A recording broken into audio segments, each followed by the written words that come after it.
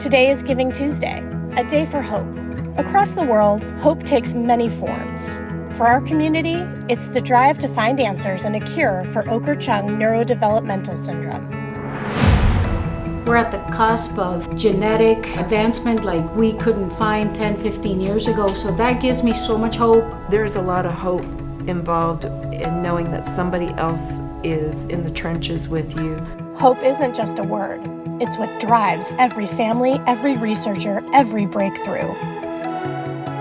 You're finding out so much more about the syndrome, and starting to see a path in front of us is a huge difference. Okur-Chung Neurodevelopmental Syndrome, also known as OCNDS, is a ultra-rare genetic syndrome Caused by a mutation of the CSNK2A1 gene that is located on chromosome 20. OCNDS is marked by symptoms such as speech delay or inability to speak, epilepsy, global developmental delay, Cognitive impairment, autism spectrum disorder traits, hypotonia, and feeding difficulty, ranging in severity and significantly impacting daily life. OCNDS was first identified in 2016. I remember what it's like to feel alone when we first got our diagnosis, and we don't want families to ever feel alone. We want them to know that they have a community who's willing to support them and catch them when they fall.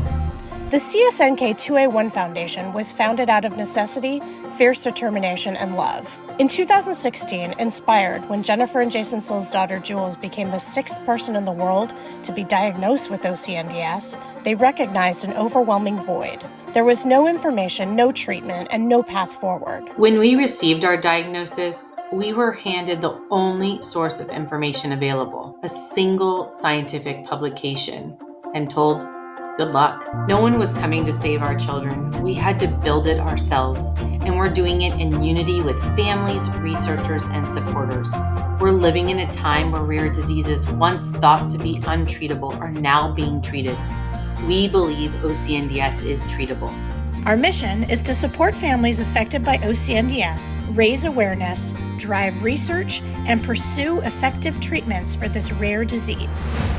I would say the foundation is like the #1 source of hope for me. All the research that's being done, I think it's going to be a real game changer for our community. It's been our guiding light since we got the diagnosis. Our families that are so brave and vulnerable who show up to family meetings that we have on Zoom, it's pretty inspiring that they are so brave and courageous and put themselves out there. To have this organization and to have people that we can reach out to and collaborate with and connect with is huge, because we've been on this journey by ourselves for 22 years. What really gives us hope is just the other families in the Facebook group, like being able to go on and see what other kids are doing. And even though it's a spectrum, we know every kid is kind of different. It's really nice seeing reflections of him and other children.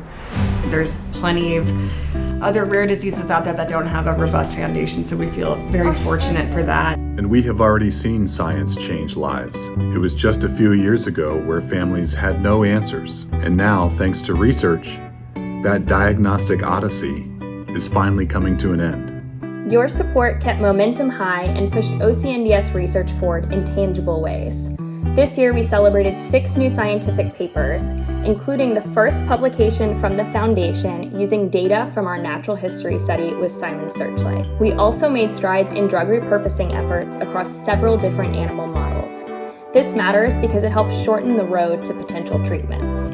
We also received a Patient-Centered Outcomes Research Institute, or PCORI, Engagement Award to co-create a research agenda shaped by the voices of patients and caregivers.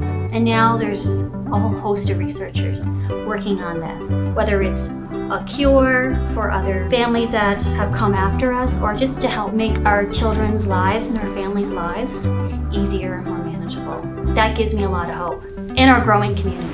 This year we hosted our biggest OCNDS conference to date.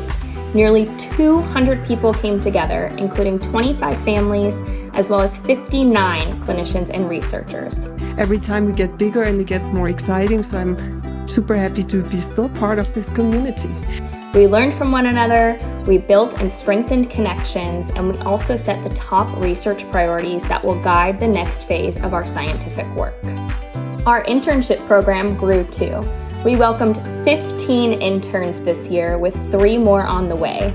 They are gaining hands-on experience in rare disease science, research, and advocacy, and their energy is really helping us scale faster and smarter. There is real reason to feel hopeful. Research is advancing, the community is growing, and we are building the systems we need to move towards treatments with urgency and purpose. In just a few short years, the pace of discovery has accelerated. In 2018, we had one researcher. Today, we have over 100 scientists and clinicians in our OCNDS research network.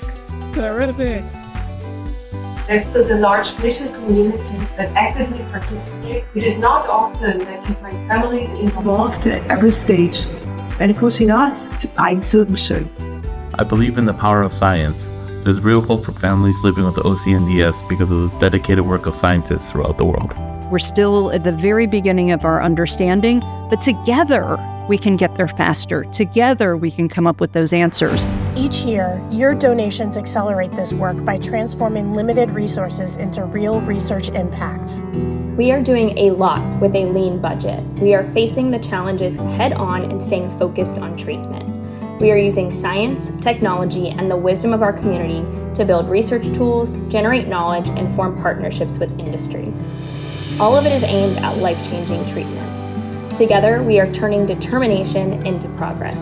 When we started this journey, there wasn't any answers, but all that's going on right now with the research, it gives some hope for the future. When I see children who are older than Kirsty and the things that they've achieved and the milestones that they've hit, and I realise that that could be part of our journey in the future as well. What gives me hope is to see Oscar's progress every day and to see how he's growing with his own difference, but still being happy. From the beginning, we are very desperate, right? We don't know what the future looks like. And then as time goes, with the help of other families, with the researchers, and we got to know all this OCNDS, and then we know how to help her. De voir aussi les enfants, les avancées aussi, la recherche, les avancées. Et j'espère qu'on trouvera un jour un remède à cette maladie. Voilà, grâce à tout ça. What gives me hope right now is watching the progress that Silas has made, even though it's not the milestones, celebrating the inch stones that he makes, and just knowing that there's no limit to what he can achieve. Experiencing our daughter's developing communication skills, the way that her ideas are starting to come out in surprising ways. Just a year ago, we would never have expected. There's surprising bursts of mature philosophical commentary, and hearing that happen sort of for the first time in different contexts is really exciting. Every act of giving keeps hope alive. Your gift fuels research, supports families, and brings us closer to treatments and a cure. Share this video, spread the word, and donate to the CSNK2A1 Foundation. Together, we can turn hope into action.